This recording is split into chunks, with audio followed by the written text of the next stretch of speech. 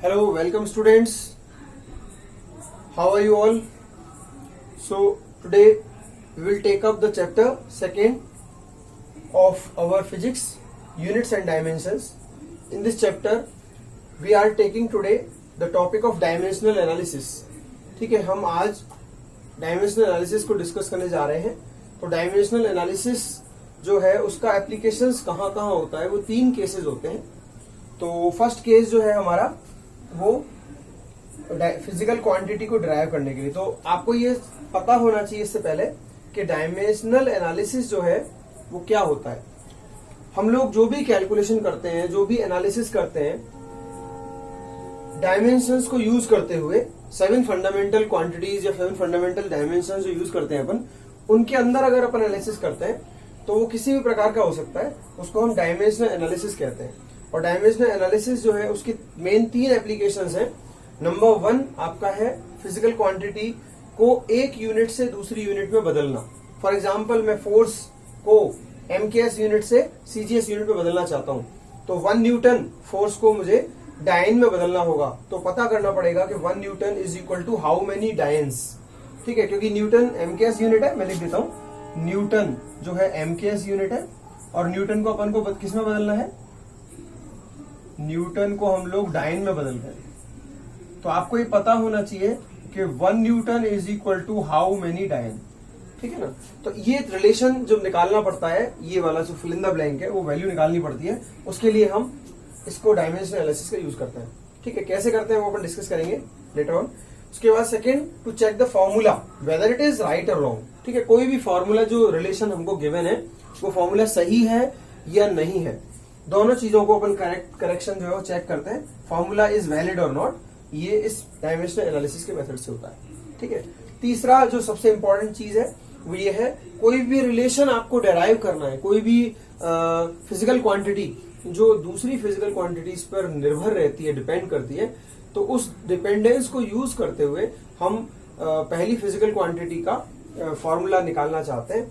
तो ये जैसे एग्जांपल दे देता हूं मैं आपको इसमें. जैसे मान लेते हैं time period of a simple pendulum. Simple pendulum सबने देखा होगा, ये आपका सिंपल पेंडुलम है.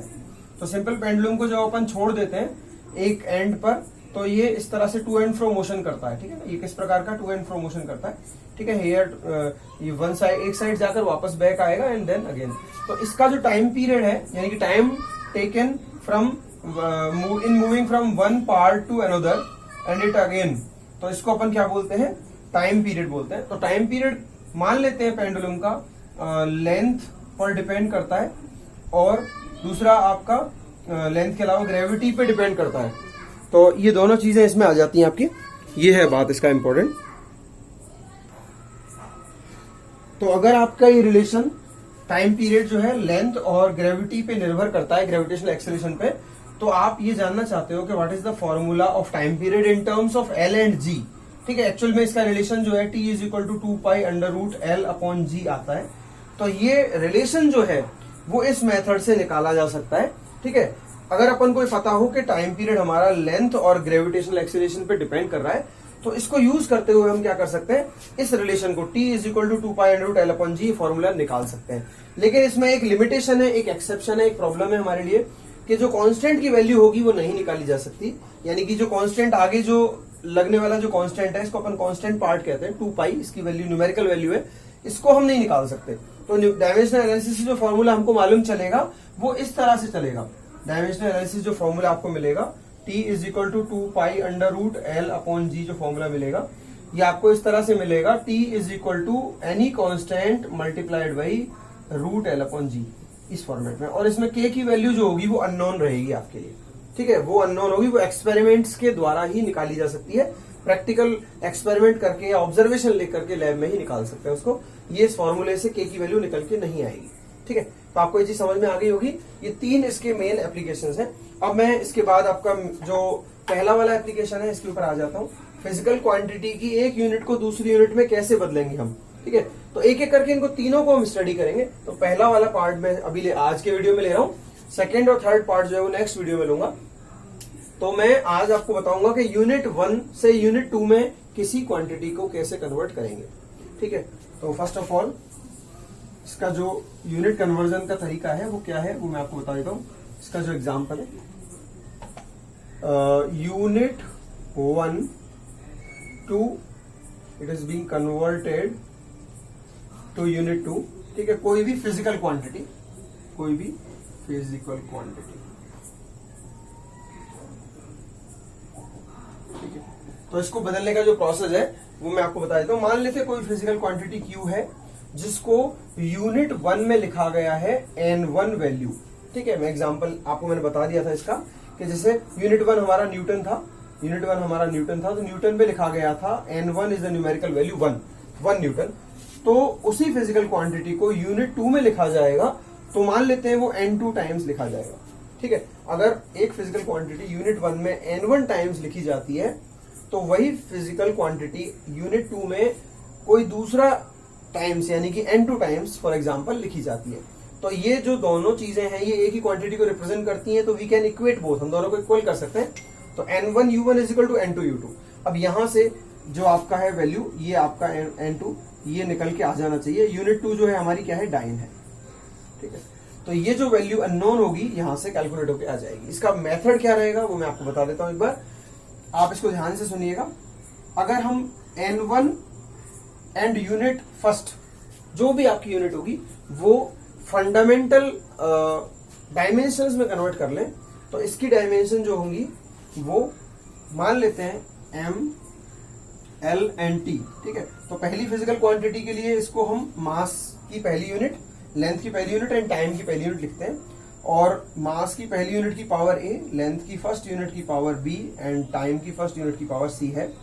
तो ये जो है इक्वल होना चाहिए, it must be equal to N2 times of, if I say mass की सेकेंड यूनिट जो भी आप लिखोगे, ठीक है, मास की सेकेंड डायमेंशन सॉरी, और उसकी पावर A, देन लेंथ की सेकेंड डायमेंशन की पावर B एंड टाइम की सेकेंड डायमेंशन की पावर C।